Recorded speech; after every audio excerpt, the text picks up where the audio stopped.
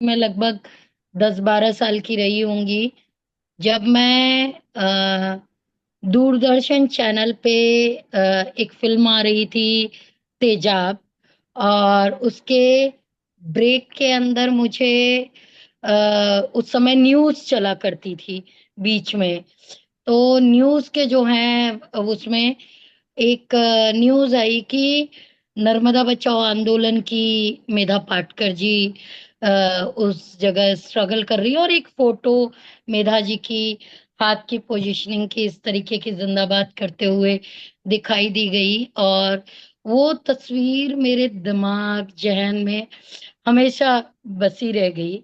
और मुझे ऐसा लगता था कि क्या ऐसा इन्होंने किया है कि इनको मीडिया कवर कर रहा है। ये मेरी वो थी। वो बहुत सालों बाद मुझे एक्चुअली 10-12 साल बाद जब मैं लोगों के बीच में काम करना शुरू किया थोड़ा, तब ये समझ में आया कि हाँ, वो किस तरीके के प्रोटेस्ट की या काम की तस्वीर थी।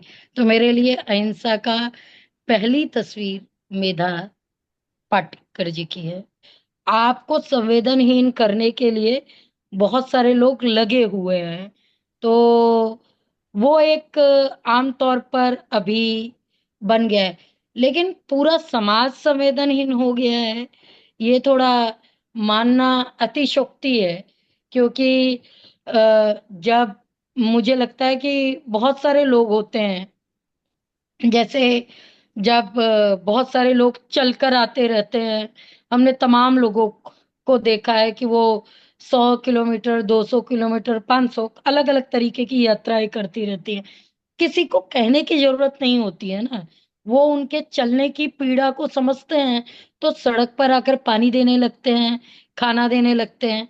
कोविड का एक दौर था जिसमें लोग एक दूसरे की पीड़ा समझ रहे थे, किसी को कहने की जरूरत नहीं होती थी। तो ये जो मतलब मेरे कहने का ये अर्थ है कि पीड़ा कई तरीके की हो सकती है। कुछ एकदम तय कर दी गई हुई पीड़ा होती है, जिस पे लोग संवेदनहीन हो जाएं, ये बनाया जाता है। और लेकिन जो मूल स्वभाव है इंसान का, वो संवेदनशीलता का ही है। मेरे आगे वाली जनरेशन के अंदर के लोग इस हिंसा के जाल में फंसेंगे नहीं, क्योंकि वो अपना भविष्य समृद्धि की ओर देखते हैं।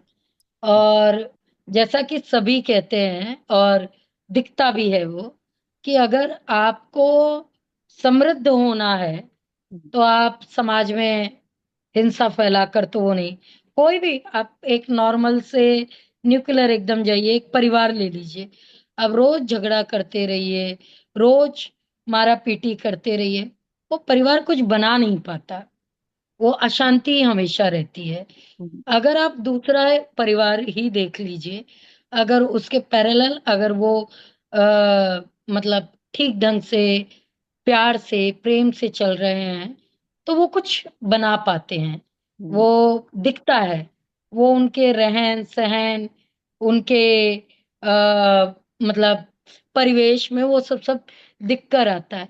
तो मुझे नहीं लगता कि आने वाली जनरेशन के जीवन में वायलेंस के लिए कोई जगह है। और जिस संस्था से मैं आती हूँ, उसमें सालाना 60-70 हजार नौजवान आते हैं, विजिट करते हैं।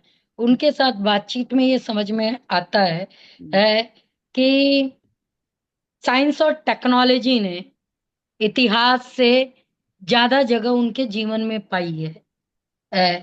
और आज इतिहास को जितनी कम स्पेस उनके जीवन में मिली है, उसमें ये शायद क्षणिक उनको इधर उधर ले जा सकते हैं, लेकिन लॉन्ग टर्म में इसका कोई बहुत बड़ा परिणाम नहीं होने वाला। नफरत को हम जैसे लोग कैसे देखते हैं, एक्टिविस्ट, तो मैं और मेरे कुछ साथी जब हम आपस में बात करते हैं तो हम ऐसा मानते हैं कि ये जो नफरत है, इसको आ, हमारे जो आइडियोलॉजिकल चीजें हैं, उससे जवाब देने की जरूरत है। हम्म, बट इस पे कुछ हाँ। रिएक्शनरी इस तरीके की करने की जरूरत नहीं है। तो रिस्पॉन्ड जरूरी है, हाँ। ठीक, उस हाँ। तरीके से। तो हम्म। उत्तर हमारा क्या होता है, वो लाखों करोड़ों तक अपनी घृणा फैला सकते हैं, हम सैकड़ों हजारों तक अपना प्रेम फैला सकते हैं। तो हमारी जनरेशन उसमें लगी है। हम्म। और बट लॉन्ग टर्म में मैं बहुत श्योर हूँ, क्योंकि ऐसे लोगों को देखा है, लोगों के बीच में जाती हूँ, पूरा देश देखा है, नफरत बहुत देर तक समाज में रह नहीं पाती। हम्म। हर युवा को वो करना चाहिए, और उसको कम से कम इतना अपने जिंदगी के अंदर श्योर करना चाहिए कि वो व्यक्तिगत स्तर पर कभी किसी तरीके का शोषण करेगा नहीं, और अपना शोषण होने नहीं देगा। सिर्फ अगर इस बात को वो पकड़ ले, तो मुझे लगता है कितने भी तरीके के जो शोषण है वो होगी नहीं। और ये मुझे लगता है कि गांधी का देश है।